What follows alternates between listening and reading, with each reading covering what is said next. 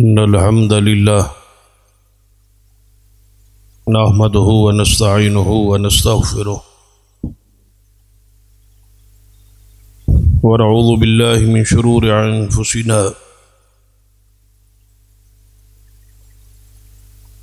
ومن سيئات أعمالنا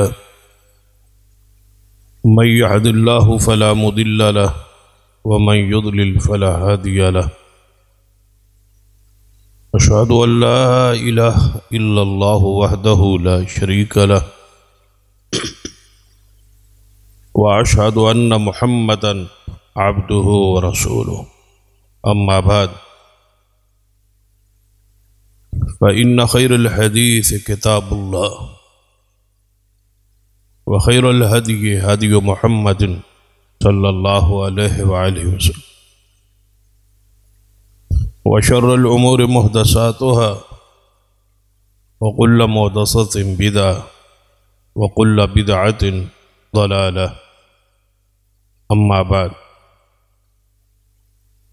فأعوذ بالله السميع العليم من الشيطان الرجيم من همزه ونفخه ونفثه بسم الله الرحمن الرحيم النبي أولى بالمؤمنين من أنفسهم وأزواجه أمهاتهم رب اشرح لي صدري ويسر لي أمري واحلل عقدة من لساني يفقهوا قولي رب زدني علما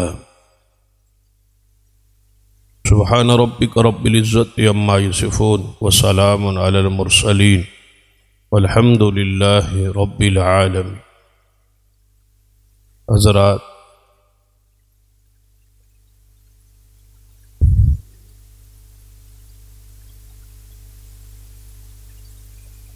ہمارا موضوع چل رہا تھا نبی اکرم صلی اللہ علیہ وسلم کی ذات سے محبت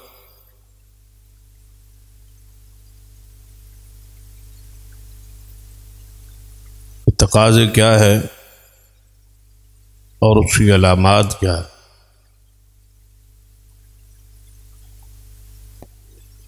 ایک بندہ دعویٰ کرتا ہے کہ مجھے نبی صلی اللہ علیہ وسلم سے ساری دنیا سے زیادہ پیار، حتیٰ کہ اپنی جان سے بھی زیادہ محبت. اور یہ بات بھی طے ہے کہ جب تک اپنی جان سمیت ساری دنیا سے زیادہ محبت نہ ہو تو اس وقت تک کوئی شخص مومن مسلمان بھی نہیں ہو سکتا. جب ایمان کی بقا کے لیے، اپنے ایمان کے تحفظ کے لیے، اپنے ایمان کی تکمیل کے لیے محبت رسول فرض ہے، تو پھر کیسے پتہ چلے یہ بندہ اپنے دعوے میں سچا ہے کہ واقعی اسے محبت ہے نبی صلی اللہ علیہ وسلم. یہ ایسا حساس اور روحانی موضوع ہے، ہر بندہ اپنے گریبان میں خود جھانک، اپنے اندر اپنے نفس میں سوچے کہ وہ کس مقام پہ کھڑا ہے. اگر وہ علامات جو محدثین کرام نے بیان کی اور وہ محبت کے تقاضے جو کتاب و سنت سے ثابت ہیں، اگر وہ تقاضے ہم پورے کر رہے ہیں اور وہ علامات ہم میں موجود ہے، تو پھر ہمیں اللہ کا شکر ادا کرنا چاہیے کہ ہمیں واقعی حضور سے محبت ہے اور ساری دنیا سے زیادہ ہے. اور اگر ایسا نہیں ہے تو پھر ہمیں فکر کرنی چاہیے. مسئلہ ایمان کا ہے، آخرت کا ہے اور جنت کا ہے. تو محبت رسول صلی اللہ علیہ وسلم کی علامات میں سے ایک علامت کا تذکرہ کئی خطبات سے جاری ہے. اسی بات کو آگے بڑھانے کی کوشش کرتا ہوں. کہ جسے محبت ہوتی ہے وہ نبی علیہ الصلوۃ والسلام کا جو دیدار ہے، آپ کی جو ملاقات ہے، آپ کی جو زیارت ہے، آپ کا جو ساتھ ہے، اس کی اسے شدید تر تڑپ ہوتی، اور ساری دنیا سے زیادہ اسے جب محبت ہے تو پھر اس کی تڑپ بھی، کیونکہ کوئی دنیا میں محب ایسا نہیں جو محبوب کو ملنا نہ چاہے۔ ہر محب کی آخری خواہش، آخری چاہت اپنے محبوب سے وصال، ملاقات ہوتی۔ تو جب ہمیں ساری دنیا سے محبوب آپ ہے تو پھر آپ کی زیارت اور دیدار اور ساتھ کے لیے بھی ہمیں تڑپتا رہنا چاہیے۔ اور یہ بات بھی بیان ہو چکی کہ آپ کی زیارت اور دیدار محبان رسول، جن صحابہ کرام رضوان اللہ علیہم اجمعین کہا جائے، شدید خواہش رکھتے تھے، اور وہ یہ شرف پا گئے اور اس کا حق ادا کیا۔ محبت رسول کی ساری علامات صحابہ کرام میں موجود، اور اس کے جتنے تقاضے تھے ہر صحابی رسول نے ان تقاضوں کو پورا کیا اور بدرجہ اتم پورا کیا۔ وہ محبت میں کامل تھے اور ساری علامات ان میں وہ موجود تھی جو ایک محب رسول میں شریعت کو درکار ہے یا کتاب و سنت میں بیان کی گئی۔ اور اتنی محبت تھی کہ آگے عقیدے کے پہرے داری تھی، یا نبی علیہ الصلوۃ والسلام کے عقیدے کا فہم جو صحابہ کو دینا چاہتے تھے وہ دیا، تب جا کے غلو سے محفوظ رہے۔ کہ حضور نے روکا تھا کہ محبت کی یہ حد ہے، اس حد کو آپ نے کراس نہیں کر۔ تو صحابہ کرام رضوان اللہ علیہم اجمعین اس حد کے اندر رہے اور غلو سے اپنے آپ کو پاک رکھا اور محفوظ رکھا۔ اور نبی علیہ السلام نے سمجھا دیا تھا کہ اپنے آپ کو غلو سے بچانا ہے، اور یہ بھی آپ نے فرما دیا تھا کہ تم سے پہلی قومیں اپنے انبیاء کی شان اور مقام میں غلو کی وجہ سے ہلاک، تباہ اور برباد ہو، اور دائرہ شرک میں وہ چلی۔ لہذا مجھ سے محبت تو فرض ہے، اس کے تقاضے بھی ہیں، اس کے علامات بھی ہیں، لیکن اس کی ایک حد ہے، وہ شریعت نے خود طے کر دی، مقرر فرما دی۔ جہاں جہاں رسول اللہ صلی اللہ علیہ وسلم چاہا کہ صحابہ کرام رضوان اللہ علیہم اجمعین کے لیے محبت رسول کی حدود طے کر دو، آپ نے وہ وضاحت کر دی، آپ نے وہ بیان فرما دی۔ یہ شرف صحابہ کرام کو نصیب ہو گئے کہ وہ دنیا میں حضور کی دیدار سے اور زیارت سے پہرا ور ہوئے۔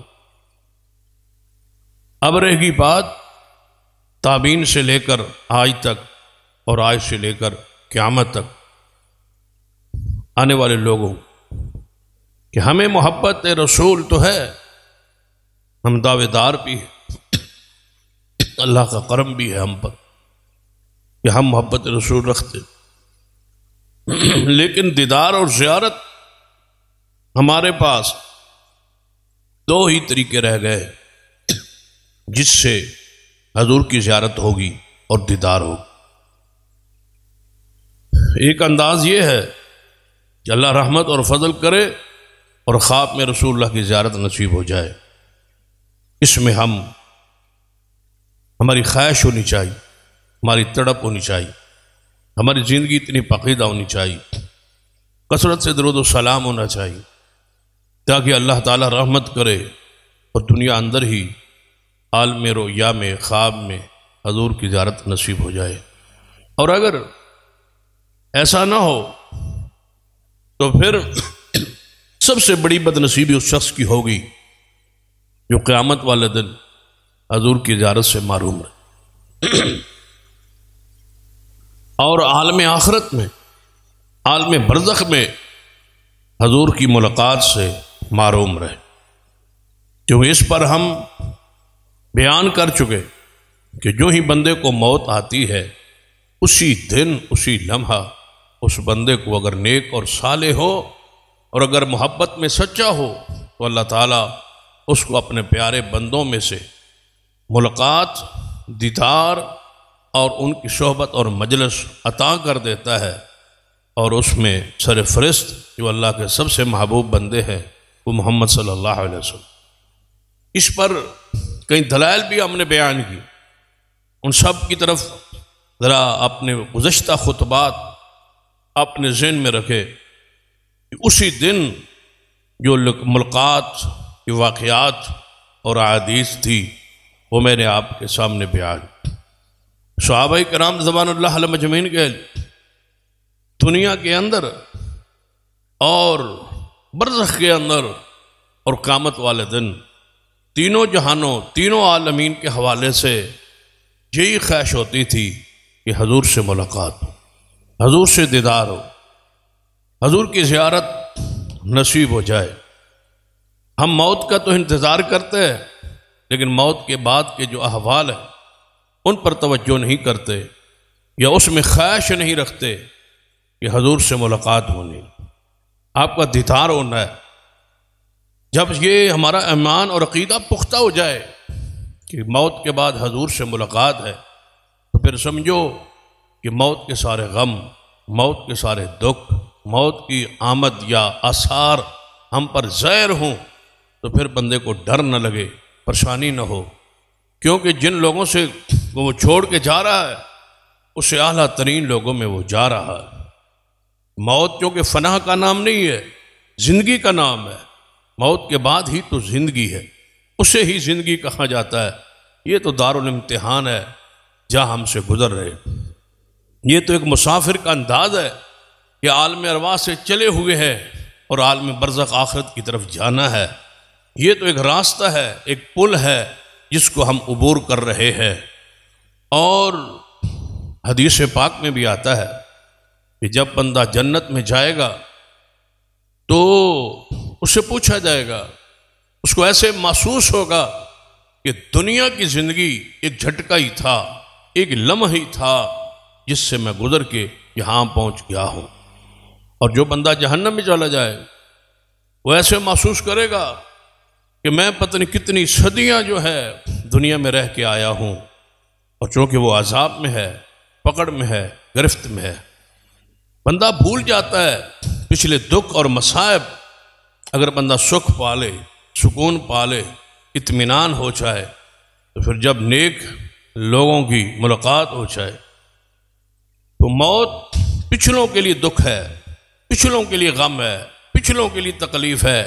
جو جا رہا ہے اسے کوئی غم اور کوئی پریشانی نہیں، اسے تو فرشتے آگے دنیا میں کہہ دیتے ہیں ان الذین قالوا ربنا اللہ ثم استقاموا تتنزل علیہم الملائکہ اللہ تخافوا ولا تحزنوا وابشروا بالجنۃ التی کنتم توعدون۔ انہیں دنیا میں آگے فرشتے کہہ دیتے ہیں غم نہیں کرنا، ان دونوں لوگوں کو چھوڑنے کا، اولاد کو چھوڑنے کا، والدین کو چھوڑنے کا، دنیا کو چھوڑنے کا غم نہیں کرنا۔ پہلے اپنے ذہن سے غم نکال لو کہ جن کو چھوڑ کے جا رہے ہو ان کو چھوڑو، ان کا غم ختم کرو، اور جس جہان میں آ رہے ہو اس سے ڈرو نہیں۔ اللہ تخافوا ولا تحزنوا، آگے آنے سے ڈرنا نہیں ہے، پیچھے جو چھوڑ رہے ہیں ان کا غم نہیں کرنا۔ تو یہ خوشخبری ہے کہ تیرے لیے جنت تیار کی گئی، تیرے لیے یہ رحمت ہے، انعامات ہے۔ جن کو تو چھوڑ کے جا رہا ہے اس سے اعلیٰ ترین صحبت اور مجلس آگے موجود ہے۔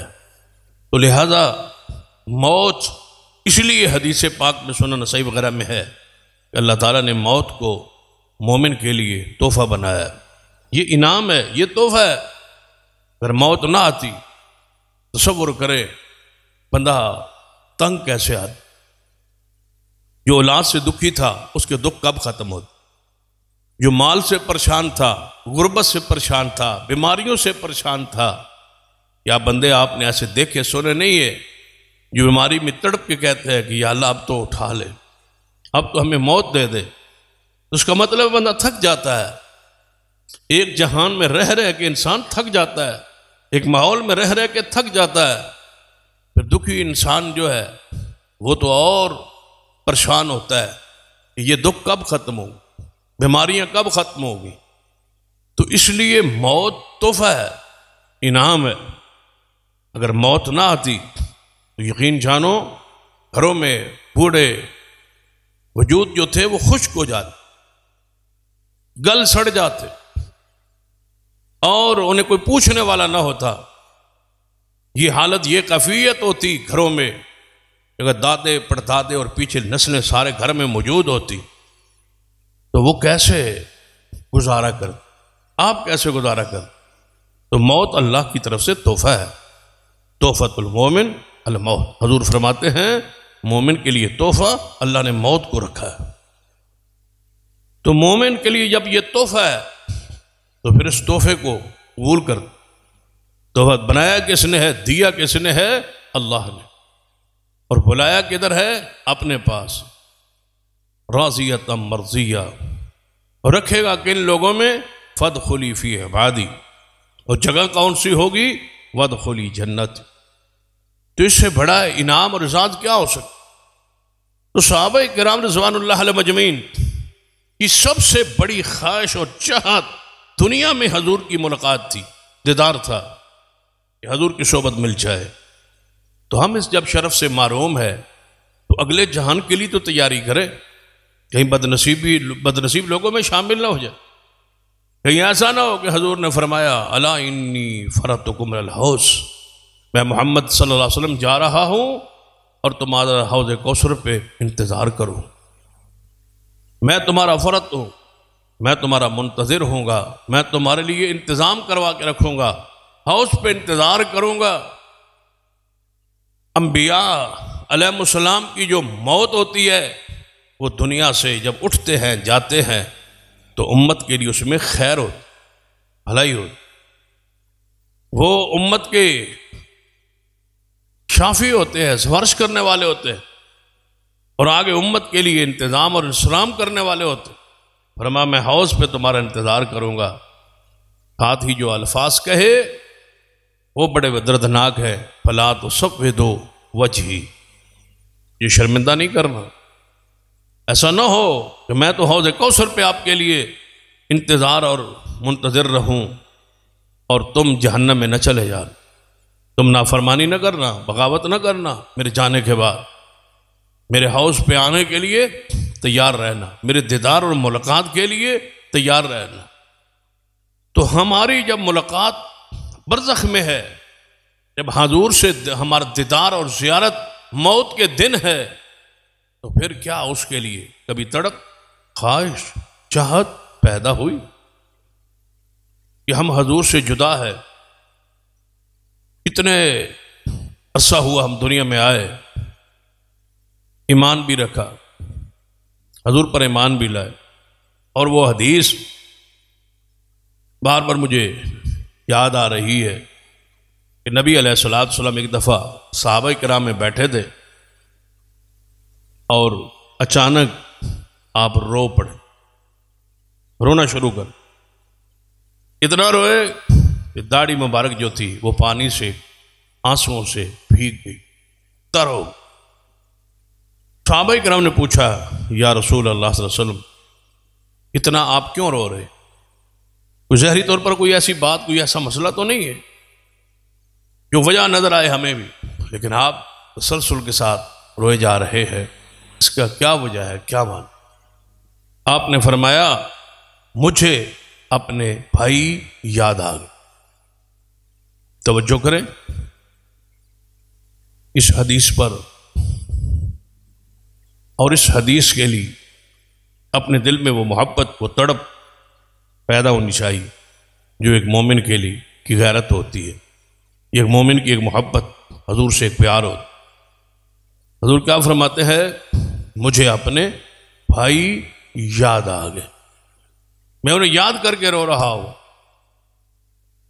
صحابہ کرام رضوان اللہ علیہ مجمعین اب سوچنے لگے، ہمیں تو یہ حدیث سن کے کچھ نہیں نا ابھی تک ہوا۔ صحابہ کرام فوری سوچ میں پڑ گئے۔ سوچتے کیا ہے؟ بھائی کون ہوں گے؟ حضور کن کو بھائی کہہ رہے ہیں؟ کن کو یاد کر رہے؟ اپنے اپنے خیالات، اپنا اپنا گمان، قیاس، علم کے مطابق بات جاری ہے۔ یہ ہوتا ہے حدیث میں ذوق، شوق، فہم، سمجھ، استغراق۔ حدیث میں توجہ کر رہے ہیں، سوچ رہے ہیں یہ ہو کون سکتا۔ اور ایسے ہی مجالس کو اللہ کے فرشتے گھیر لیتے، جہاں قرآن پہ غور کیا جائے، حدیث مصطفیٰ پہ غور کیا۔ صحابہ کرام سوچ رہے یہ کون ہو سکتا۔ سوچتے سوچتے کچھ نے کہا پہلے انبیاء جو پہلے آپ سے گزر گئے، وہ انبیاء کا خیال آیا ہوگا حضور کو اور رو رہے، کیونکہ حدیث میں آتا ہے الانبیاء اخوہ، سارے انبیاء آپس میں بھائی ہیں۔ تو حضور نے جو فرمایا کہ میں اپنے بھائیوں کو یاد کر کے رو رہا ہوں، تو پھر وہ انبیاء ہوں گے۔ بعض نے کہا نہیں، یہ وہ لوگ ہوں گے جو اسلام کی حالت میں پیدا ہوئے، اور یہ ہمارے جو بچے ہیں، ہمارے جو پوتے ہیں، ہمارے جو نواسے ہیں، جو اسلام کی حالت میں پیدا ہوئے۔ ہم تو پہلے کفر میں رہے، جاہلیت میں رہے، شرک میں رہے، خرافات میں رہے، بعد میں اسلام ہم لے آئے حضور پر، تو حضور پھر ان کو یاد کر رہے ہوں گے جو بچپن سے مسلمان ہے یا پیدائشی مسلمان ہیں، اور آگے حضور کی صحبت اور مجلس نصیب ہو گئی۔ بعض نے کہا نہیں، اس سے مراد ہم صحابہ ہوں گے۔ اپنے اپنے خیالات حضور سے پوچھنے لگے، یا رسول اللہ صلی اللہ علیہ وسلم، آپ پھر ہمیں یاد کر کے رو رہے ہیں؟ خود اندازہ لگا لی کہ آپ پھر ہمیں یاد کر کے رو رہے ہیں۔ آپ نے فرمایا آپ تو میرے صحابی ہیں، میں رو رہا ہوں کن کو یاد کر کے؟ اپنے بھائیوں کو، اور تم تو میرے صحابی ہو، تم تو میرے ساتھی ہو۔ صحابہ کرام خاموش ہو گئے، چپ کر گئے۔ اب حضور ہی بتائیں گے۔ فرمایا محبوب جی پھر کون ہے آپ کا بھائی جن کو آپ یاد کر رہے ہیں؟ وہ لوگ کون ہیں؟ وہ کون ہے خوش نصیب؟ فرمایا میرے صحابہ، تم تو میرے ساتھی اور صحابی ہو، تم نے کئی معجزات دیکھے، میرے ہاتھوں میں برکات دیکھی، میرے لعاب میں برکات دیکھی۔ میں نے لعاب کو کنویں میں ڈالا، وہ کڑوا تھا، وہ میٹھا ہو گیا۔ میں نے ہانڈی میں ڈالا لعاب کو، ہانڈی میں سالن بڑھ گیا۔ آٹے میں ڈالا تو آٹا بڑھ گیا۔ کئی معجزات دیکھے۔ تم تھوڑے تھے، میدان جہاد میں فرشتے آسمانوں سے آئے، تمہاری مدد کی۔ کئی مرتبہ جبریل انسانی صورت میں آیا اور تم نے دیکھا، اور میں نے تمہیں بتایا کہ یہ جبریل ہے۔ بڑے بڑے معجزات آپ نے دیکھے، لیکن میرے بھائی تو وہ ہیں جنہوں نے کچھ بھی نہیں دیکھا، ابھی دنیا میں آئے ہی نہیں، ابھی دنیا میں نہیں آئے، پیدا نہیں ہوئے، لیکن مجھ پر ایمان ایسے رکھیں گے جیسے تم رکھتے ہو۔ میرے معجزات کو مانیں گے، میری آیات کو مانیں گے، میری احادیث کو مانیں گے۔ جو کچھ میں نے کہا، جس پر تمہارا ایمان ہے، اس پر ان کا ایمان ہوگا۔ وہ میں محمد کے بھائی ہے، میں انہیں یاد کر کے رو رہا ہوں کہ انہیں مجھے ملے تو نہیں ہے، لیکن ایمان تم جیسا لائے۔ بتاؤ یہ کون ہے؟ یہ کون ہے جنہوں نے آج تک ما انا علیہ واصحابی پر کھڑے ہیں اور موجود ہیں؟ اور میں آپ کو، اور اکثر تقریروں میں میں یہ بات کہا کرتا ہوں، یہ شرف، یہ مقام آپ کو حاصل ہے کہ حضور ہم جیسے گناہگاروں کو یاد کر کے رو رہے ہیں، جو اس قرآن پر کھڑے، حدیث پر کھڑے، اس پر وہ حدیث را ساتھ جوڑے تاکہ اور ایمان بڑھے۔ آپ فرماتے ہیں کہ میری امت کا ایک گروہ قیامت تک میرے اصل دین پر قائم رہے گا۔ تو حضور کی یہ بھائی ہے، یہ شرف ہے آپ کے لیے کہ حضور نے کیا آپ کو لقب دیا ہے، اعزاز دیا ہے، شرف دیا ہے۔ کوئی آج کا بندہ آپ کو کہے، بڑا افسر بڑے مقام پہ کھڑا بندہ یہ کہے کہ یہ میرا بھائی ہے، سمجھے کہ یہ میرا بھائی ہے، کہتے ہیں فلاں بڑی شخصیت نے اس کو اپنا بھائی کہا ہے۔ تصور کریں جب محمد مصطفیٰ فرما رہے ہیں، اس سے بڑا شرف، اس سے بڑی عزت، اس سے بڑا وقار آپ کے لیے مبارک اور خوشخبری کی بات اور کیا ہو سکتی ہے کہ جو آج تک اسی دین پر کھڑے ہیں جو دین آسمان سے محمد مصطفیٰ پہ اترا ہے۔ تو ہماری تو زیادہ خواہش ہونی چاہیے حضور کی ملاقات، حضور کی دیدار کی۔ یہ کوئی کم شرف ہے؟ یہ تو صحابہ کرام کی زندگی کا ماں حاصل ہے کہ ہمیں حضور کا دیدار نصیب ہو جائے، حضور کی ملاقات نصیب ہو جائے۔ تو ہمیں تو موت والے دن ہی ہے کہ یہ آنکھ حضور کو دیکھ، حضور کی زیارت ہو، دیدار ہو۔ یہ تو اس دن ہوگا جس دن ایمان پر موت آئے گی اور حضور سے ملاقات ہو۔ تو اس دیدار کے لیے اپنے آپ کو تیار کرنا چاہیے، اس کو ذہنی طور پر بار بار جب یاد آئیں گے حضور تو پھر پتہ کیا ہوگا، محبت پیدا ہو، عقیدت پیدا ہو، ادب احترام پیدا ہو، ساتھ ساتھ اطاعت کا جذبہ پیدا ہو کہ میں نے حضور سے ملنا ہے، حضور سے ملاقات کرنا۔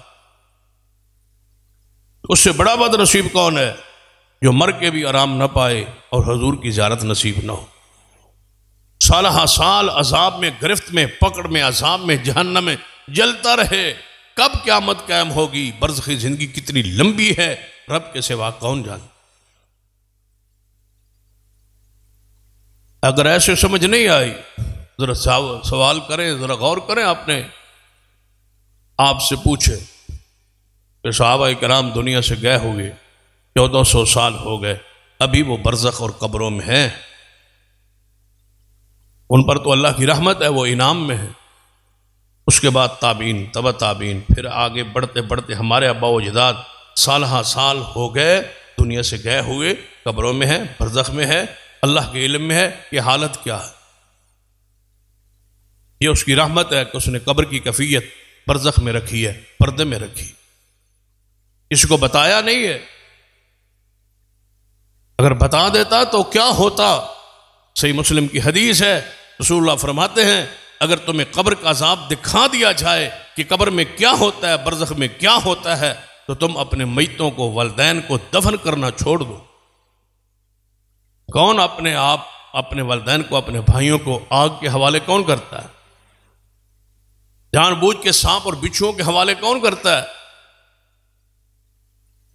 اور اگر قبر کا عذاب نظر آ جاتا اور پھر ہم دفن کرتے میت کو اور عذاب شروع ہو جاتا، بتاؤ بستی میں، قوم میں، محلے میں، جماعت میں، دوستوں میں کیا ہم رہنے کے قابل رہ جاتے؟ کہ تیرا باپ تو وہ ہے جس کو بھرے اجتماع میں عذاب قبر میں شروع ہو گیا تھا، تیری ماں تو وہ ہے جس کو عذاب ہمارے سامنے آیا، تیرا بھائی تو وہ ہے، فلاں خطیب تو وہ ہے، فلاں عالم تو وہ ہے، فلاں قاری تو وہ ہے، فلاں لیڈر کی حیثیت یہ ہے، اس کو عذاب شروع ہو گیا تھا۔ بتاؤ کیا رہ جاتا ہمارے پلے اور ہماری حال کیا ہوتا؟ یہ اس کی رحمت ہے کہ اس نے عذاب نہیں دکھایا۔ برزخ، اس کو تبھی برزخ کہا گیا کہ وہ پردے میں ہے۔ اس پر بھی اللہ کا شکر ادا کرو کہ وہ عذاب ثواب پردے میں ہے۔ ثواب ظاہر کیا جا سکتا تھا لیکن اللہ نے اس کو بھی چھپا کے رکھا تاکہ جو عذاب میں ہیں ان کی پردہ داری دنیا میں تو قائم رہے، قیامت تو کھل جائے گی، برزخ میں جاؤ گے تو کھل جائے گی۔ اور اگلی بات، اگر آج مرو گے، اللہ کے سامنے پیش ہو گئے، تو جن جن دوستوں کا جو پہلے فوت ہو چکے، جن کے والدین فوت ہو چکے، بھائی فوت ہو چکے، دوست فوت ہو چکے، افراد جو بھی فوت ہو چکے، وہ جنت میں ہیں یا جہنم میں ہیں، اسی دن جب آپ مریں گے اسی دن آپ کو پتہ چل جائے گا کہ فلاں فلاں بندہ جہنم میں جل رہا. تو پھر کیا منظر ہوگا، اللہ نہ کرے کہ ہم وہاں جائیں اور پتہ چلے کہ ماں یہاں نہیں ہے، میرا باپ جو مر کے آیا ہے وہ یہاں نہیں ہے، وہ میرا دوست یہاں نہیں ہے، فلاں لیڈر یہاں نہیں ہے، وہ جہنم میں ہے اور میں جنت میں ہوں، یا وہ جہنم میں میں جہنم میں ہوں اور وہ جنت میں ہے. بتاؤ جب جنت میں جا کے محسوس ہوگا کہ فلاں فلاں یہاں نہیں آیا تو کیفیت کیا ہو. صحابہ کرام تو تڑپتے تھے کہ حضور کی لقاء اور ملاقات، دیدار. تو اسی لالچ میں، اسی ہرس میں اور اسی محبت میں عبادت کیجیے، اللہ کی فرمانبرداری کیجیے کہ قیامت والے دن کہیں رسول اللہ سے ملاقات سے محرومی نہ ہو. اللہ کا چہرے کا دیدار اور محمد مصطفیٰ سے ملاقات، اس سے محرومی نہ ہو جائے. اور دوسری طرف ہے کون؟ کن کو دیکھو گے؟ اگر حضور سے ملاقات سے محروم ہو گئے، دیدار سے محروم ہو گئے، تو دوسری طرف ہوں گے کون؟ فرعون، قارون، شداد، نمرود، جن کے ساتھ رہنا پڑے گا، جن کے ساتھ چیخنا پڑے گا. وہ بھی ننگے ہوں گے، آپ بھی ننگے ہوں گے. ان کو بھی شرمگاہوں کی رطوبت پلائی جائے گی اور آپ کو بھی شرمگاہوں کی اللہ معاف کرے رطوبت پلائی جائے گی. آپ بھی پیپ کھائیں گے، پیئیں گے، وہ بھی پیپ کھا رہے ہوں گے، وہ بھی آگ میں ہوں گے، آپ بھی آگ میں ہوں گے. بتاؤ کس پر صبر کیا آپ؟ گناہ تو کریے، لیکن کن کے ساتھ جانا چاہتے ہو؟ کس پر صبر کیا ہے؟ آگ پر صبر کیسے کر لیا ہے؟ یہاں تو تھوڑی سی تپش آ جائے تو تڑپتے ہو، سایہ مل جائے، چھاں مل جائے اور ٹھنڈ مل جائے اور پانی مل جائے اور سکون مل جائے، ہوا مل جائے، تو پھر جہنم کی آگ پر صبر کر کے کیسے بیٹھے ہو؟ وہاں تو رہنا ہی ہمیشہ ہے. یہاں تو گرمی چند گھنٹوں کے لیے ہوتی ہے، رات کو ٹھنڈ ہو جاتی، یا دھوپ سے یا گرمی سے بچنے کے 100 طریقے اور راستے موجود ہیں. وہاں تو کچھ بھی نہیں ہے، آگ میں ہیں آپ. جب آگ میں ہیں تو پھر کیا حالت کیفیت ہوگی؟ تو کیوں نہیں دنیا میں ہی ہم ڈر جاتے کہ حضور سے ملاقات سے محروم نہ ہو جائے. کاش حضور کی ملاقات اور کی خواہش. وہ ذرا اونٹنی کی مورخین اور سیرت نگاروں نے لکھا ہے کہ حضور جس پر سوار ہوتے تھے نا، اونٹنی، جب حضور جدا ہوئے، اس سے وفات ہوئی، موت مبارک آئی، تو وہ اونٹنی حضور کے دروازے پہ آ کے کھڑی رہتی کہ رسول اللہ کب نکلے اور حضور سے ملاقات. حضور مجھ پہ سوار ہوں. تو یہ کوئی محبت اور یہ کوئی ملاپ معمولی ہے؟ کیا وہ معراج کی حدیث آپ کے ذہن میں نہیں کہ جب براق آپ کے لیے لایا گیا اور براق پہ آپ سوار ہونے لگے تو براق نے کیا سمجھا کہ یہ کوئی عام سواری جو مجھ پہ سوار ہونے والا؟ تو براق ڈرا اور بدکا. تو جبریل علیہ السلام نے کیا کہا؟ اے براق ٹھہر جا، رک جا، تجھے نہیں پتا کہ آج تجھ پہ چڑھنے والا، سوار ہونے والا کون ہے؟ اس کے مقام اور اس کی شان، اس کی عظمت کو جانتے ہو کہ اس کا مقام کیا ہے؟ یہ وہ سوار ہے جس جیسا سوار آج تک تجھ پہ سوار نہیں ہوا، اسے محمد کہا جاتا ہے. تو فوری وہ براق ٹھہر گئی، رک گئی اس انتظار میں کہ کب محمد مصطفیٰ مجھ پہ سوار ہو. حضور کی جب اس نے سنا ہے کہ حضور سے ملاقات ہو رہی، ایک جانور ہے، براق ہے، انبیاء کی سواری ہے، انبیاء کے لیے اللہ نے اسپیشل اس کو بنایا ہے، ہر نبی اس پہ سوار ہوا ہے. لیکن جب محمد مصطفیٰ اس پر سوار ہوئے تو پھر وہ سواری دوبارہ اس پہ کوئی سوار نہیں ہوا، آخری نبی محمد مصطفیٰ ہی.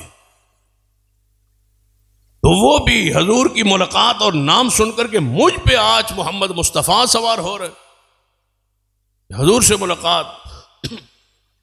تو وہ بھی پسینہ اس پر طاری ہو گیا، رک گئی، تھم گئی وہ براق، اس لیے کہ حضور مجھ پہ آ رہے.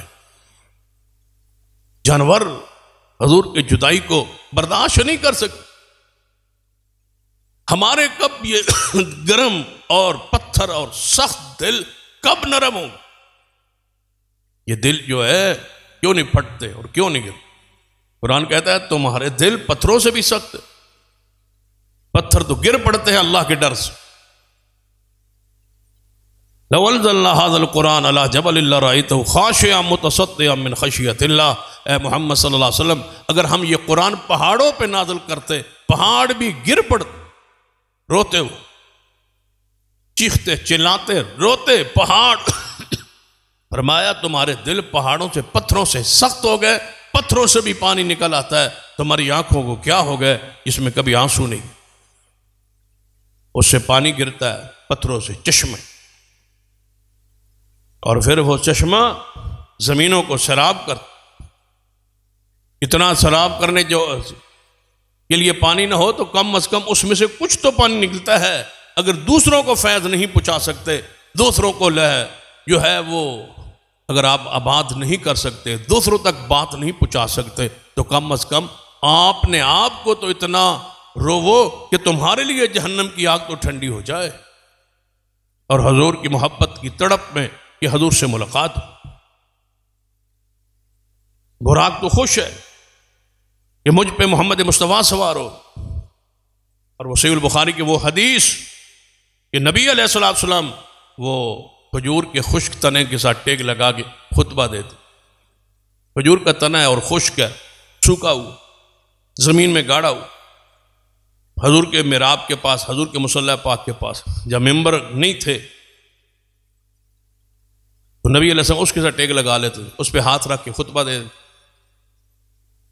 تو ایک عورت نے چاہا، صحابیہ نے، کہ حضور کے لیے اونچی جگہ کرنے کے لیے بات کو تاکہ دوسروں تک آواز جائے، تو میں حضور کے لیے ممبر نہ بنا۔ اس عورت نے حضور سے پیغام بھیجا کہ یا رسول اللہ صلی اللہ علیہ وسلم میں یہ چاہتی ہوں کہ آپ کے لیے لکڑی کا ممبر بنایا جائے۔ حضور نے قبول کر۔ یہ مائیں بہنیں آج سے بہت عرصہ پہلے ماؤں بہنوں کی یہ خواہش ہوتی تھی کہ مسجد میں کوئی نہ کوئی چیز ہم رکھ دیں، ممبر ہم بنا دیں، مصلی ہم بچھا دیں، یہ پھٹی ہم رکھ دیں۔ یہ ذوق اب ختم ہوتا جا، وہ مائیں بہنیں بیٹیاں دنیا سے جا چکی جن کا وہ تعلق مسجد کے ساتھ ہوتا ہے، مسجد میں آ کے جھاڑو اور صفائی کیا کرتی تھی۔ ہم نے خود دیکھا ہے، یہاں پر بھی دیکھا ہے، شروع میں محلے کی مائیں آگے مسجد کو جمعہ والے دن صاف کر، ہم اس میں شامل ہو جائیں۔ وہ مسجد نبوی میں جو جھاڑو دیا کرتی تھی وہ بھی ایک خاتون تھی، بخاری میں حدیث ہے، تاریخ ہے ہماری اس حوالے سے، لیکن ہم اپنی روایات ساری کھو چکے ہیں، ختم ہو گئے۔ مسجد نبوی کے اندر خیمہ اس عورت کا تھا، مسجد نبوی میں جھاڑو دے دیا کرتی، اور کبھی حضور کے گھروں میں جا کے ازواج مطہرات امہات المومنین کی کام کاج میں مدد کر دیا کر، ان کو کنگھی کر دیا کر۔ بخاری میں آتا ہے نا، حدیث کا اصل بخاری میں ہے، باقی تفصیل دیگر کتب احادیث میں، کہ وہ سیدہ عائشہ رضی اللہ تعالیٰ کے بال سوار رہی تھی، کنگھی کر رہی تھی، تو اس نے اپنی پرانی تاریخی ایک واقعہ بیان کیا، وہ سرخ موتیوں کے ہار والا دن، تو ایک لمبا واقعہ ہے، لیکن اشارہ یہ کر رہا ہو کہ ام المومنین کے گھر میں وہ کام کر رہی، ان کے بال سوار رہی، مسجد نبوی کے اندر خیمہ لگا ہوا ہے، صحابہ اس کو کھانا بیچتے ہیں، سیاہ فام عورت ہے اور مسجد نبوی صاف کر۔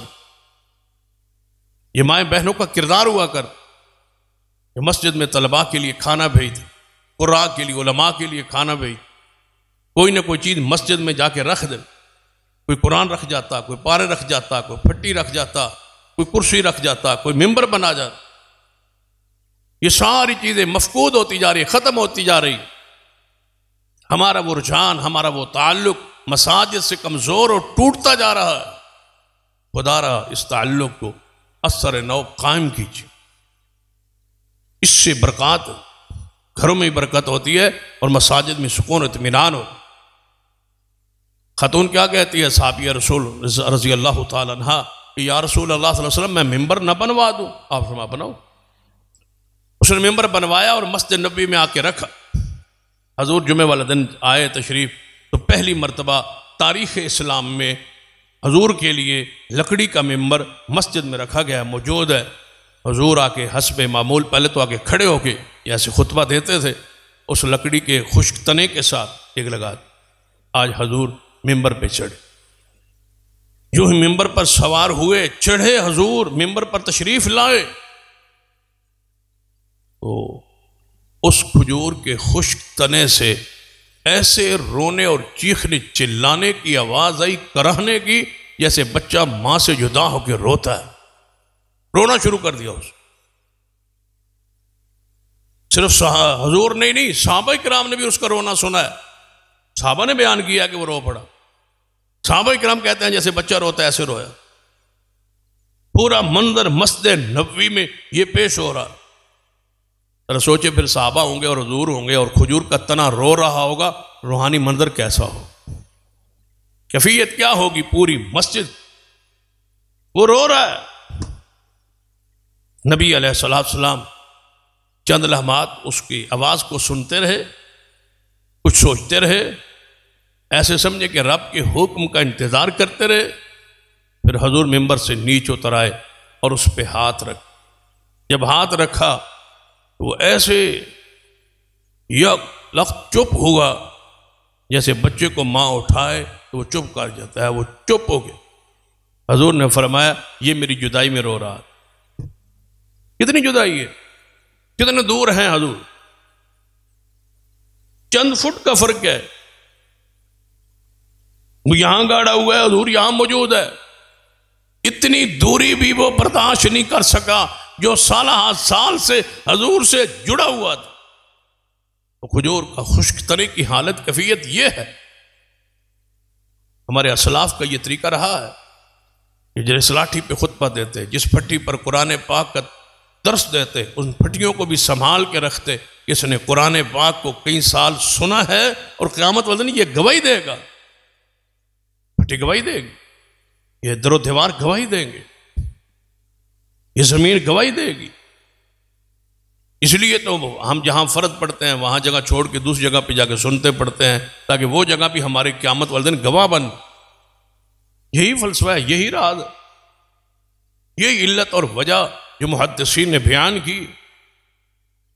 وہ رو رہا ہے. حضور علیہ السلام فرمایا اس کو یہاں سے اٹھایا جائے، اٹھا کے گڑھا کھود کے اس کو دفن کر دو، زمین میں اس کو رکھ دو، وگرنہ یہ روتا رہے. حضور کے فراق اور جدائی ہمیں کوئی خیال ہی نہیں ہے کہ ہمیں حضور سے جا ملنا ہے. جنہوں نے اتنی بڑی ہستی سے ملنا ہو اور کوئی پتہ نہیں ہے کہ ملاقات آج ہونی ہے یا کل ہونی، یہ بھی کوئی پتہ نہیں. جس دن موت آنی اس دن حضور سے ملاقات یہ طے ہے.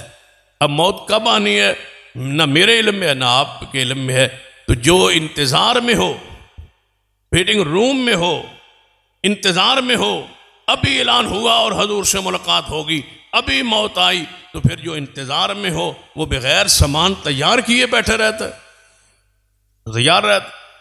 کسی وقت بھی کال آ سکتی، کسی وقت بھی آواز آ سکتی، کسی وقت بھی ملاقات ہو سکتی ہے، کسی وقت بھی بلایا جا سکتا. وہ تو ادھر ادھر نہیں جاتا، نہیں بھٹکتا، وہ سیدھا رہتا ہے کہ محمد مصطفیٰ سے ملاقات ہونی ہے، رب کا دیدار ہے، حضور کا دیدار ہے. سیدنا زید بن حارثہ رضی اللہ تعالی جو حضور کے غلام سیدہ خدیجہ کی طرف سے آپ کو ملے تھے، یہ زید رضی اللہ تعالی یہ جو غلام تھے حضور کے، کہیں بکتے بکاتے آ گئے تھے، حضور کے غنانے میں تھے، حضور کو یہ مل گئے. تو پھر کیا ہوا تھا؟ اس کو تلاش کرتے کرتے اس کے والدین مکہ مکرمہ میں پہنچ گئے. حضور سے آپ ملے، بتایا گیا کہ آپ کا بیٹا غلام ہے لیکن ہے محمد مصطفیٰ کے پاس. آپ کی اخلاق کی، آپ کی شان کی شہرت سن کے آ گئے. جب حضور کے پاس آئے کہنے لگے آپ کے پاس زید ہے؟ فرمایا ہاں ہے، میں اس کا باپ ہوں اور یہ اس کا چاچا. ہم اپنے بیٹے سے ملنے اور لینے آئے، ہمارا بچہ سال سے گم ہے. ہمیں پتہ چلا ہے تلاش کرتے کئی ملک کئی علاقے کئی قصبے ہم نے تلاش کر مارے، یہاں تلاش کرتے کرتے پہنچے، ہمیں یہاں خبر ہوئی ہے کہ ہمارا بیٹا یہاں ہے۔ حضور نے فرمایا ہاں میرے پاس ہے وہ۔ بلایا گیا سیدنا زید رضی اللہ عنہ، حضور کے سامنے وہ بھی آ گئے، چچا بھی بیٹھا ہے، باپ بھی بیٹھا۔ فرمایا زید جانتے ہو ان کو، پہچانتے ہو ان کو؟ جی ہاں یا رسول اللہ صلی اللہ علیہ وسلم، بچپن میں ہوش حواس میں تھا جب میں گھروں سے نکلا اور میں یہ بولا اور یہاں سے بکتا بکاتا یہاں پہنچ گیا، یہ میرا باپ ہے اور یہ میرا چچا ہے۔ فرمایا تجھے لینے آئے اور لینا آپ جانا چاہتے ہو تو محمد مصطفیٰ کی طرف سے کھلی اجازت، جا سکتے ہو۔ باپ الگ میں جا کے منتیں سماجتیں کر رہا ہے، چچا الگ سمجھا رہا۔ زید نے کیا کہا، میں بھی آتا جاتا رہوں گا، آپ بھی آتے جاتے رہیں گے، یہ ہو سکتا ہے، لیکن محمد کو چھوڑ کے آ جاؤں یہ نہیں ہو سکتا۔ جو محبت جو پیار یہاں پایا ہے وہ کہاں ہے؟ والدین کی گود، کہاں ہے وہ والدین؟ یہ ہے اصل وہ محبت کی علامات جو ایک مومن میں ہوں تو تب مومن ہے آپ۔ اگر یہ نہیں ہے تو خام خیالی ہے آپ کی کہ آپ ایمان کے دعوے میں سچے۔ اگر یہ کیفیت ہے، یہ انتظار ہے، یہ تڑپ ہے، یہ چاہت ہے کہ حضور سے ملاقات ہو تو پھر حضور کی صحبت اور مجلس نصیب ہو۔ زید انکاری ہے، والدین کے ساتھ نہیں جانا، میں نے محمد مصطفیٰ کے پاس رہنا۔ جس کے والدین سے بچھڑا ہوا بندہ ہو، سال ہاں سال بعد والدین ملیں، وہ تو بے ساختہ دوڑتا ہے، لیکن یہاں وہ ملاقات وہ شرف جو اور کسی کو حاصل۔ ایک اور انداز بھی ہے ملاقات کا، اگر اس پہ ذرا غور کر لیں۔ سیدنا عبداللہ بن مبارک رحمہ اللہ نماز پڑھاتے، جماعت کرواتے، سلام پھیرتے، سلام پھیرنے کے بعد فوری اٹھتے اور اندر حجرے میں چلے جاتے۔ تو لوگوں نے اعتراض کیا، پوچھا کہ آپ لوگوں سے ملنا ہوتا ہے، کوئی بات وغیرہ ملاقات کے لیے کچھ لوگ آتے ہیں، آپ کا نام، آپ فتویٰ، آپ کی شان علمی جو ہے اس کو سن کے تو ذرا آپ بیٹھا کریں۔ آپ نے فرمایا میں فوراً اندر اس لیے چلا جاتا ہوں کہ اندر رسول اللہ سے ملاقات ہو جاتی۔ اندر کیا ہوتا ہے؟ حضور سے ملاقات۔ اب کوئی بندہ عقیدے میں خرابی والا ہوتا تو وہ کہتا با اندر حضور ہم موجود ہیں، حاضر ناظر ہے، اتنا بڑا بزرگ ہے، اندر جا کے حضور سے ملتے۔ لیکن عقیدہ لوگوں کا پختہ تھا، عقیدے میں لوگ ایک تھے۔ صحابہ کرام کے درمیان مسائل میں کچھ نہ کچھ اختلافات رہے ہوئے، یہ اہل حق میں ہوتے، تفردات ہوتے، لیکن عقیدے میں فرق نہیں ہوتا، عقیدہ ایک ہوتا ہے۔ عقیدہ توحید میں، عقائد میں، اصحاب رسول میں ایک لفظ کا بھی اختلاف نہیں، اور یہی شرف آج اس اللہ کی زمین پر مسلک اہل حدیث کو حاصل ہے کہ مسائل میں اختلاف ہو سکتا ہے، تفردات ہوتے ہیں علماء، حدیث کا فہم میں فرق ہوتا ہے۔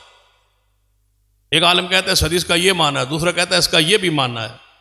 اس معنی میں فرق آنے سے فہم میں اختلاف ہو گیا، ہم کہتے ہیں یہ فلاں عالم کا یہ تفرد ہے، اس مسئلے میں وہ الگ ہے۔ لیکن عقیدہ پوری دنیا کے جس کونے میں کوئی عالم اہل حدیث ہوگا، عقیدے میں ایک لفظ کا بھی اختلاف نہیں ہوگا، ایسے اتفاق ہے جیسے صحابہ کرام کا تھا۔ عقیدے میں کوئی اختلاف نہیں، نظم کا ہو سکتا ہے، تنظیم کا ہو سکتا ہے،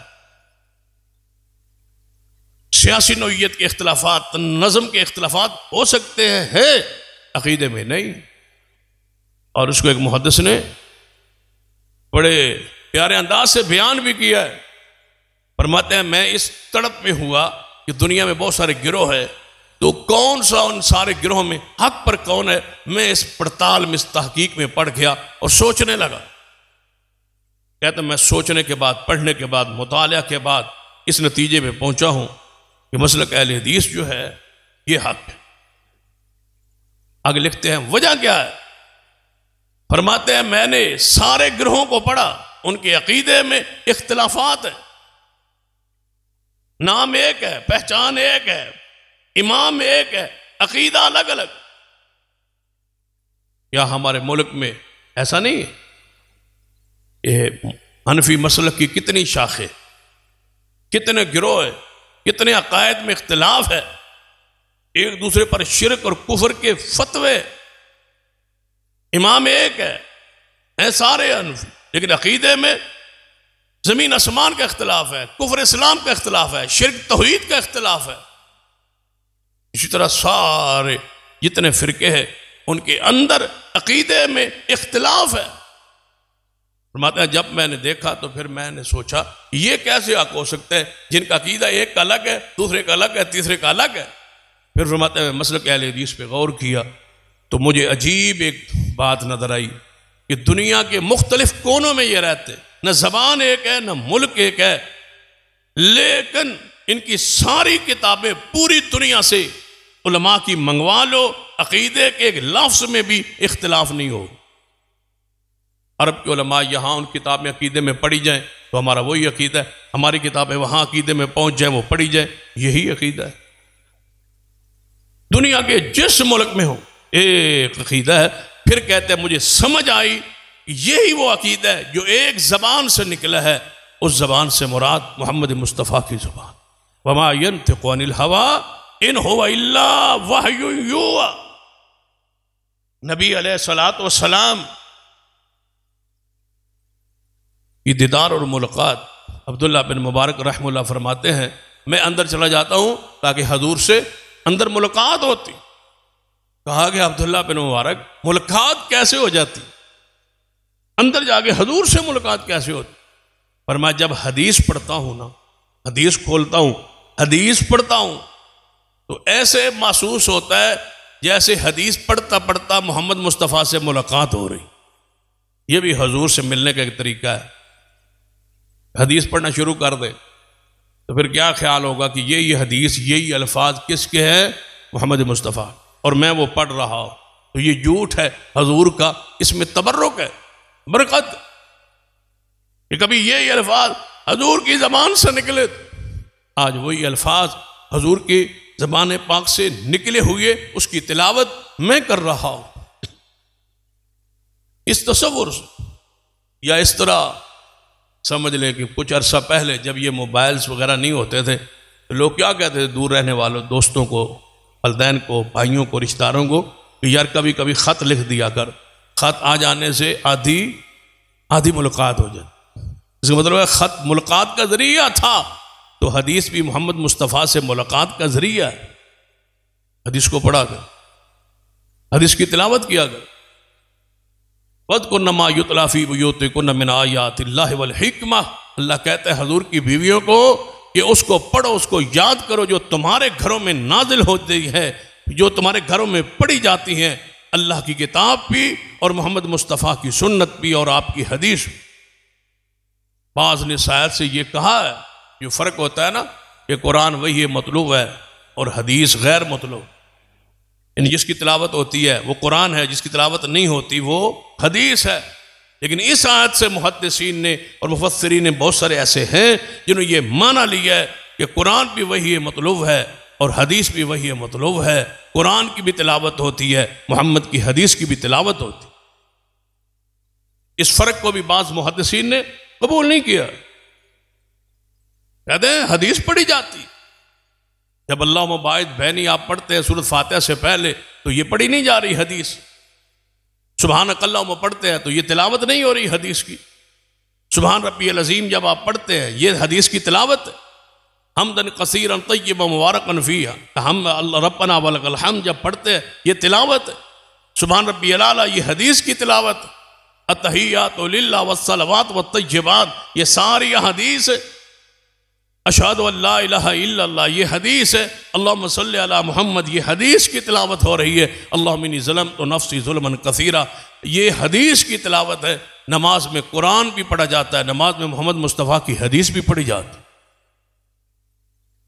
تو یہ وَاذْكُرْنَ مَا يُتْلَىٰ فِي بُيُوتِكُنَّ یاد کرو جو تمہارے گھر میں تلاوت کی جاتی ہے اے نبی کی بیویوں من آیات اللہ والحکمہ. اس تقسیم کو بھی بعض علماء نے قبول نہیں کیا. تو یاد رکھیے نبی علیہ الصلوۃ والسلام سے ملاقات بہت بڑا شرف ہے، حضور کے ساتھ رہنا۔ آخر پہ وہ حدیث پڑھتا ہوں کہ ازواج مطہرات رضوان اللہ علیہن اجمعین، حضور کی بیویاں مومنوں کی مائیں، جب فتوحات ہوئی نا، خیبر کی فتح اور دیگر فتوحات ہوئی، حنین کی، طائف کی، مال غنیمت کا بہت زیادہ آنے لگا، مہاجرین میں تقسیم ہونے لگا، انصار میں تقسیم ہونے لگا، تو ان کی عورتیں نے نان نفقہ میں، اخراجات میں اضافہ ہوا، کچھ زیورات کسی نے بنائے، کسی نے اپنے عورتوں نے مال دولت کپڑے یہ چیزیں بنائی۔ ازواج مطہرات نے محسوس کیا، پھر جو اصل ہوتے ہیں، مؤسس ہوتے ہیں، بانی ہوتے ہیں، ان کو پھر جب گھر میں وہ چیز نصیب نہ ہو، کم ہو، تو فطری ہے، انسان کی فطرت ہے، وہ دل فطری طور پر قبول پریشان ہوتا ہے۔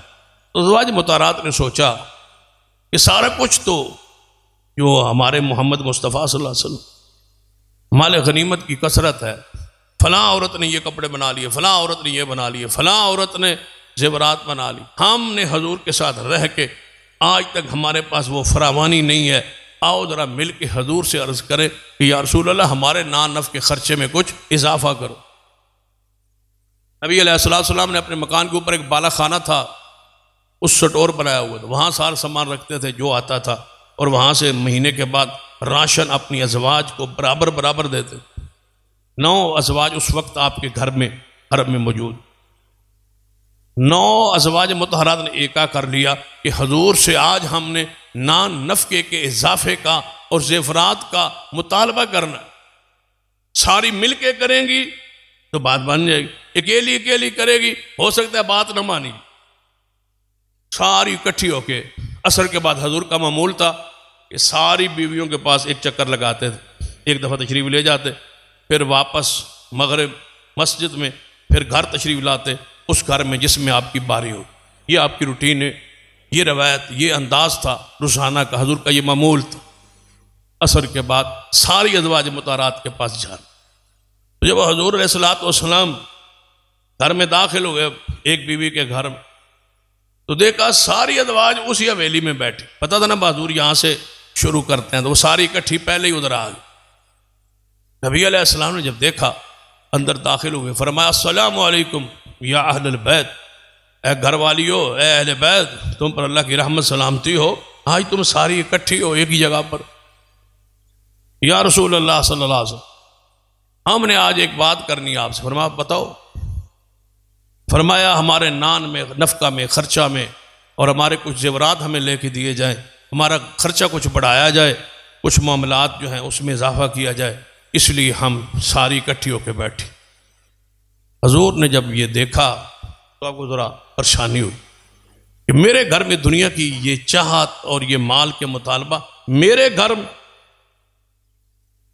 نبی علیہ السلام نے فرمایا اچھا اگر یہ معاملہ ہے نا تو میں آپ سے علیحدگی کرتا ہوں، 1 مہینہ میں تم سے الگ رہوں، 1 مہینے کے لیے آپ نے علیحدگی کر، اسے شریعت کی اصطلاح میں ایلا کہا جائے، علیحدگی کر۔ بار مشہور ہو گیا کہ حضور نے بیویوں کو طلاق دے دی، صحابہ کرام میں یہ بات مشہور ہے، حضور علیحدہ ہو۔ سیدنا عمر بھی آئے، انہوں نے پوچھا یا رسول اللہ صلی اللہ علیہ وسلم کیا ہوا؟ آپ سنا ہے کہ آپ نے اپنی ازواج کو طلاق دے دی۔ فرمایا ایسا تو نہیں ہے، لیکن میں نے علیحدگی کی۔ ہوا کیا یا رسول اللہ؟ فرمایا یہ ہوا ہے۔ فرمایا آپ حضور اپنے گھر آیا، اپنی بیٹی حفصہ کو، ام المؤمنین کو بلایا اور مارنے کے لیے تیار ہو گئے۔ فرمایا تم حضور کو یہ کہتی ہو، حضور کے بارے میں یہ کہتی ہو، حضور سے خرچے کا مطالبہ کرتی ہو؟ اپنی بیٹی کو، سیدنا صدیق حضرت عائشہ کے پاس، لیکن وہ نرم دل تھے، پیار سے محبت سے سمجھا رہے ہیں کہ حضور سے یہ معاملہ کیوں آپ نے ایسا کیا؟ لیکن حضور 1 مہینہ علیحدہ۔ جب 29 دن گزرے، ایلا کی مدت پوری ہوئی، 1 مہینے کی قسم تھی وہ پوری ہوئی، حضور سیدھا سیدہ عائشہ کے گھر تشریف لے آئے۔ خرچہ حضور نے بند نہیں کیا، یہ بات یاد رکھ، نان نفقہ خرچہ بند نہیں کیا، حضور خرچ دیتے رہے، عصر کے بعد جو روٹین تھی وہ اختیار کرتے رہے، ہر گھروں میں آتے رہے جاتے رہے، بستر صرف رات کا آپ نے الگ فرمایا۔ خرچہ بند کرنا یہ ظلم ہے۔ ہماری جب لڑائی جھگڑا ہو تو ہم سب سے پہلے خرچہ بند کر دیں۔ خرچہ بند کرنا بیوی کا، بچوں کا، یہ حرام ہے، یہ نہیں ہے جائز۔ غصے میں بھی آگے کیا ہم اپنی برائی کو، گھر میں فحاشی کو، بے حیائی کو دعوت دینا چاہتے کہ وہ خرچہ کسی اور سے لیں اور سے مانگیں؟ الرجال قوامون علی النساء، آپ حاکم ہیں، آپ کی پابند ہیں اس شریعت کے، اولاد کو، بیوی کو خرچہ دینے کے، گزران کے لیے، یہ آپ پابند ہیں۔ اس میں کوئی کمپرومائز شریعت نہیں کہ حضور دیتے رہے، عصر کے بعد تشریف لاتے رہے، راشن دیتے رہے، نان نفقہ دیتے رہے، بلاتے رہے، بیٹھے رہے۔ بائیکاٹ کا یہ معنی نہیں ہے کہ بندہ بلانا ہی چھوڑ دے، ناراضگی ایسی نہیں ہے۔ حضور آتے رہے، لیکن بستر آپ نے الگ کر لیا، رات کی باریوں کی تقسیم ختم کر دی اور اوپر بالا خانے میں اپنے بستر لگا لی۔ 29 دنوں بعد حضور تشریف لائے، جب 29 دن گزرے حضور تشریف سیدہ عائشہ کے پاس، سیدھا سیدہ عائشہ کے حجرے سے، یہیں سے آغاز ہوا حضور کا دوبارہ باری۔ جب سیدہ عائشہ رضی اللہ تعالیٰ عنہ کے پاس آئے، فرمایا عائشہ جی یا رسول اللہ صلی اللہ علیہ وسلم، آؤ میری بات سنو، اللہ نے مجھے اختیار دیا ہے اور آپ نے جلدی نہیں کرنی فیصلہ کرنے میں، ابا جی سے جا کے پوچھ لینا، صدیق سے پوچھ لینا، مشورہ کر کے مجھے جواب دینا۔ جی یا رسول اللہ فرمائیے، اللہ نے مجھے اختیار دیا ہے کہ میں تمہیں تمہارے مطالبے کے مطابق تمہیں نان نفقہ خرچہ زیورات دے کے تمہیں طلاق دے دوں، تمہیں فارغ کر دوں سب بیویوں کو۔ اللہ نے مجھے اختیار دیا ہے، فیصلہ آپ نے کرنا ہے محبوب، طلاق دے دیں، مال دے دیں، کوئی مسئلہ نہیں، ہماری طرف سے آپ کو اجازت، اللہ نے اجازت دے دی۔ جب رب کی طرف سے اجازت مل گئی، حضور تشریف لے آئے، فرمایا آپ فیصلہ کرو یا رسول اللہ، اگر مال نان نفقہ خرچہ یہی رہے جو پہلے تھا اور مطالبے سے دستبردار ہو جائیں، جو ہم کر بیٹھی مل کے، میں نہیں تھی فلاں فلاں تھی، صاحب نے مل کے یہ کہا تو میں بھی نے ان کے ساتھ بیٹھ کے ساتھ دیا، میں اس میں یعنی بنیادی طور پر میرا اس معاملے میں کوئی بات نہیں تھی یا رسول اللہ، لیکن یہ تو بتاؤ کہ اگر ہم اختیار یہ ملا ہے آپ کو، اگر ہم یہ نہ لیں پھر کیا ملے گا؟ فرمایا پھر جنت میں محمد کا ساتھ ملے گا صلی اللہ علیہ وسلم۔ اب بتاؤ کیا لینا؟ کہاں مال متاع دنیا زیورات اور کہاں محمد کا ساتھ؟ فرمایا عائشہ جاؤ ابا جی سے پوچھ کے آؤ۔ سیدہ عائشہ فرماتی ہیں یا رسول اللہ، آپ کے ساتھ جنت میں رہنے کے لیے ابا سے مشورہ کرنا ہے؟ مجھے مال نہیں چاہیے، مجھے جنت میں محمد کا ساتھ چاہیے۔ یہ ہے وہ دیدار، یہ ہے وہ ملاقات، یہ ہے وہ لقاء، یہ ہے حضور کا ساتھ، یہ ہے حضور کی صحبت، یہ ہے ایمان کی علامت، یہ ہے ایمان کی حلاوت و مٹھاس۔ یا رسول اللہ آپ کے ساتھ رہنا ہے، جنت میں رہنا ہے، مال نہیں چاہیے۔ فرمایا اچھا پھر دیگر ازواج کو بلاؤ۔ یا رسول اللہ میں نے تو آپ کو رکھ لیا ہے نا، پھر ان کو بتانا نہیں ہے، آج فیصلہ یہ ہو کہ ہم ساری بیویوں میں سے آپ سے محبت زیادہ کون کرتا ہے، باقی ازواج کو نہیں بتانا، جو جواب میں نے دیا ہے۔ فرمایا اچھا بلاؤ، تو صحیح سب کو بلایا گیا۔ آپ نے فرمایا یہ مجھے اختیار ملا ہے، عائشہ نے مجھے رکھ لیا ہے، عائشہ نے روکا ہے بتانا نہیں ہے، لیکن میں بتا رہا ہوں کہ عائشہ نے مجھے رکھ لیا ہے، اب بتاؤ جنت میں میرے ساتھ جانا چاہتی ہو یا دنیا کا مال چاہتی ہو؟ اختیار تھا قرآن کے الفاظ میں، یا ایھا النبی قل لازواجک، یا ایھا النبی قل لازواجک ان کنتن تردن الحیاۃ الدنیا وزینتها فتعالین امتعکن واسرحکن سراحا جمیلا۔ اے نبی فرما دیجئے اپنی ساری بیویوں کو، آؤ تمہیں مال دے کے زینت دے کے، دنیا چاہتی ہو مال لے جاؤ، طلاق لے جاؤ، فارغ ہو جاؤ اچھے طریقے سے۔ وَإِن كُنتُنَّ تُرِدْنَ اللَّهَ وَرَسُولَهُ وَالدَّارَ الْآخِرَةَ، اگر اللہ اور اس کے رسول سے محبت چاہتی ہو، اللہ کے رحمت کے ساتھ، محمد مصطفیٰ کے ساتھ جنت میں رہنا چاہتی ہو، وَالدَّارَ الْآخِرَةَ، آخرت کا گھر جنت میں چاہتی ہو، تو پھر نان نفقے سے ہٹنا پڑے گا، محمد مصطفیٰ کو پسند کرنا پڑے گا، پھر تمہارے لیے بہت بڑا اجر ہے۔ بتاؤ کیا چاہتی ہو؟ ساری ازواج نے کہا ہمیں دنیا نہیں چاہیے، ہمیں محمد مصطفیٰ کا ساتھ چاہیے۔ جو ہو گیا سو ہو گیا، ساتھ چاہیے رسول اللہ کی۔ یہ ہے وہ تڑپ جو ایک مومن میں ہونی چاہیے۔ یہ تڑپ ہے تو آپ مومن ہیں، نہیں ہے تو اپنے ایمان کا گلہ کرے، محاسبہ کرے۔ اللہ مجھے اور آپ کو توفیق عطا فرمائے۔ اقول قولی ھذا واستغفر اللہ لی ولکم ولسائر المسلمین وآخر دعوایا الحمدللہ۔